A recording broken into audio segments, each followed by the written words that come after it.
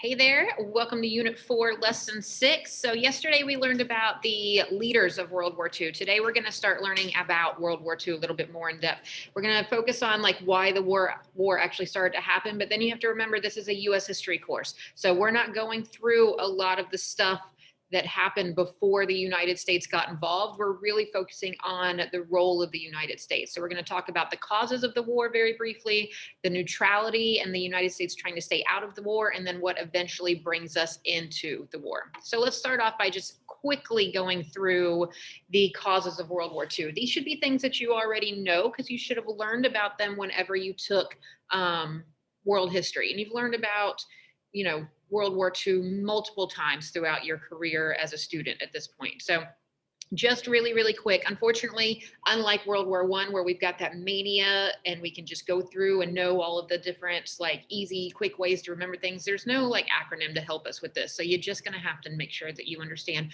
why World War II happened. So the first reason is because of the rise of fascism, extreme nationalism, which was also an issue when we went into World War I, dictators that are trying to make very strong governments, expanding their territory, build up their militaries. Like this is all happening again and helping to lead towards World War II. We also see a rise in multiple dictators, Mussolini in Italy, Stalin in the Soviet Union, and then Hitler for Germany, of course. After World War I is over, there's going to be economic problems that take place. So remember, the Depression isn't just happening in the United States, it's happening pretty much everywhere across the country because everybody is so interconnected at this point, but there's very high inflation. They were really still struggling from the issues after World War I. They never even got into like a roaring 20s phase like we did in these European countries. So there's a lot of economic issues. And when people are economically struggling, they will start to resort to desperate attempts to make changes, which is why the rise of somebody like Stalin and Mussolini and Hitler becomes appealing because people are suffering so much. They're like, well, let's just try something new. Something new isn't always something good. We also see, because remember, there's going to be a Pacific side to this war. So we're going to have some involvement with China and Japan as well. China's going to be on our side. Japan's going to be on bad guys side, on the Axis side. So they were also trying to grow their power during this time. Japan was, remember, Japan's a pretty small island. So they're trying to get more resources to do that. They're trying to seize more land. They are having their own economic problems, and their military basically is running their government and is a very strong military. Lebensraum is going to be the next one, and this basically goes back to Hitler. So Hitler desired what Lebensraum actually means, which is more living space. So he wanted to expand Germany and the power of Germany. And then throughout the years, whenever he would like push boundaries and stuff like that, people would be like, you know what, I don't know who this guy is, but like just appease him, make him happy, let him do his thing. We've got bigger things to deal with. We're dealing with, economic turmoil and still building up. So like, whatever, just, we know Germany's not supposed to have a military at all anymore after the treaty from World War I, the Treaty of Versailles, but they're just like, look, we don't want to deal with him right now. So just let him keep going. And so that appeasement over time just continues to grow and grow. And then lastly, we have the straw that breaks the camel's back, which was the invasion of Poland. And the invasion of Poland actually happened because of a staged video. So Hitler got some soldiers to get Polish uniforms, dress up as Polish soldiers, and then they filmed a video of those Polish soldiers attacking Germany. And then he used that as the reason that they should be able to go and attack Poland. But the entire thing was completely like staged and fake. But that's going to be what essentially begins World War II. So when World War II breaks out, the United States is really not interested in participating. World War I was a disaster. We didn't want to see something like that happen again. So we were like, that's y'all's thing over there in Europe. We're going to stay out of it. So we pass a series of neutrality acts. And I'm not going to make you like memorize the years that these things happen or anything like that. I just need you to know that these things were passed. So we have the Neutrality Act of 1935, which made it illegal to sell arms to any country at war. So no weapons being sold to either side. The one of 1936, which banned the sale of arms to either side of a country, perhaps in a civil war, because Spain was going through a civil war. Neutrality Act of 1937 required countries to buy non-military supplies from the United States on what we would call a cash and carry basis, meaning that if Germany or Britain, for example, wanted to get goods that were non-military, non-war time goods, they could get them from us. We would still trade those items with them, but they needed to send their ships over to our shores. They needed to pay up front in cash, and then they needed to carry their supplies back. That way, our men weren't put into danger on the seas. And then we did another Neutrality Act in 1939, which revised that previous act that had started, that would allow us to actually start selling selling arms to warring countries, specifically with a focus on us trying to help out the British. So technically we could have been doing it to the Germans, but the amount that we would sell to them would be way, way staggering less than what we would sell to the Allies. So as time goes on, we're getting closer and closer to actually getting involved in this war. And Franklin Roosevelt eventually gives a speech known as the quarantine speech. Now, I used to have to go and explain to students in great detail about what quarantine actually means. But now that you have survived a pandemic, you've got a good idea of what exactly that word means. So in 1937, FDR gives this speech in which he calls for an international quarantine of aggressor nations. And in his mind, the aggressor nations are going to be like Japan and Germany, the ones that are causing the problems and starting this war to happen. And he's saying, we need to stop helping them. We need to stop selling anything to them. We don't need to be assisting those individuals. He suggested that economic quarantine, but that of course would oppose all of those neutrality acts. And at this time, more people were saying, we don't want to be involved in this war. And so as a result of this, there's going to be some protests and a lot of isolationist groups that really just want to focus in on the United States and not get involved in European affairs or world affairs. They get really, really angry about this speech because they can see what's happening. And slowly but surely, we're inching closer and closer towards the war. As we are inching closer to it, people's minds do start to change a little bit. So support does start to grow. In 1940, some of the isolationists who had previously been opposed to the war start saying, okay, we're going to support a little bit of aid to the Allies.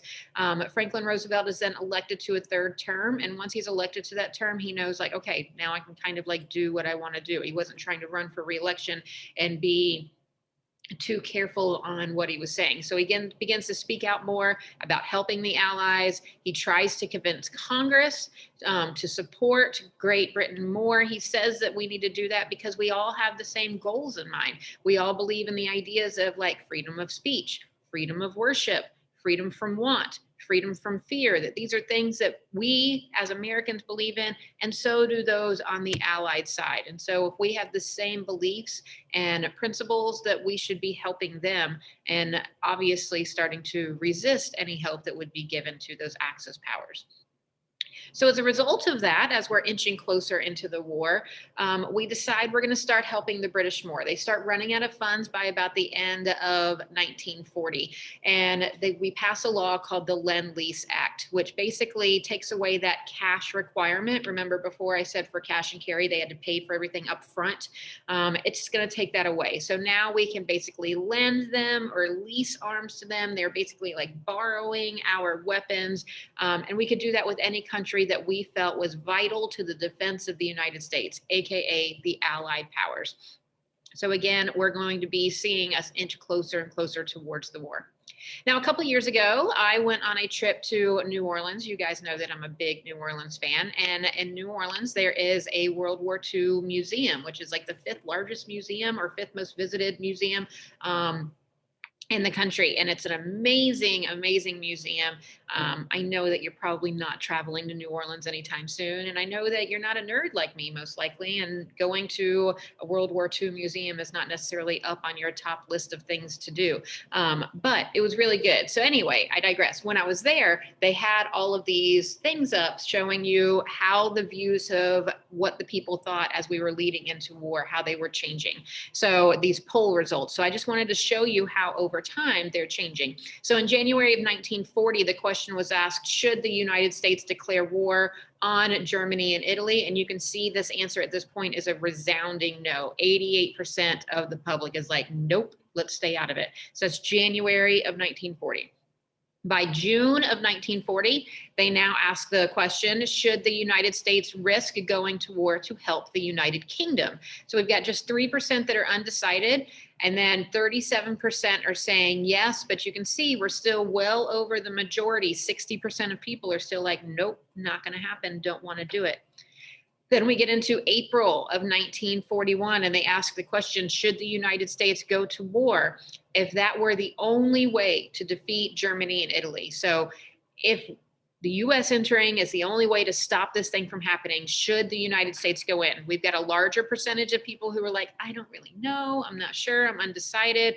But now you can see we've got a little bit of a flip-flop here, and 68% of people are saying, like, if it's us that is what is needed to defeat Germany and Italy, yes, let's go ahead and get in.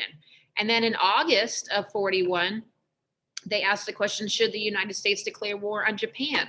And again, now we've got 2/3 of people saying, yeah, we should go. We've got a large group that's still undecided and some people that are saying no. But as you can see, the support for the United States getting involved in the war is growing month by month. Eventually, of course, we get pulled into the war, and then everybody's super supportive because we are attacked at Pearl Harbor. So on the day that shall remain in infamy forever, December 7th, 1941, the Japanese attacked the United States at Pearl Harbor down in Hawaii. This occurred because the United States had cut off selling oil to Japan, and it really made Japan mad. We used to provide Japan with a lot of oil, and they needed that. And so when we took that away from them, and then when we also started helping the Chinese fight against them through that Lend-Lease Act and then like borrowing weapons and stuff from us, it makes it makes Japan really upset.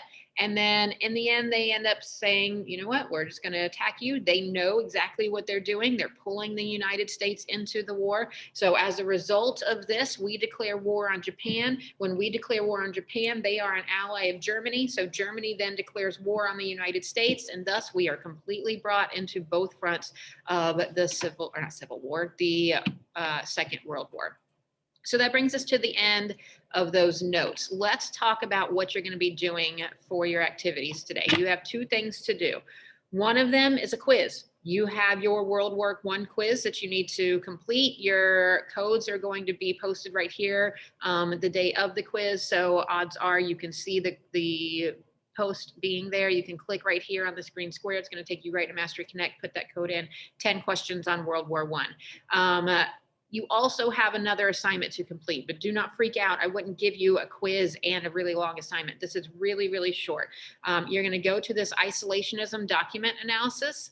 I'm going to click on the preview here. There's only 3 little documents that you're going to be reading. There's a little bit of historical context right here. Make sure you read it. Always read everything so that you've got all of your information. Then you've got a short document here. You're going to answer the question, another document, answer the question, another document, answer the question. That's it. So it's just 3 documents that I need you to read so that you understand more about that idea of isolationism, of the United States trying not to get involved in World War II. So you're going to do that. You're going to do your quiz. If you have anything else that you're missing, make sure that you're working on it and getting it turned in. If you have any questions, comments, or concerns, you know how to get in touch with me. And other than that, I will see you guys for the next lesson. Bye, y'all.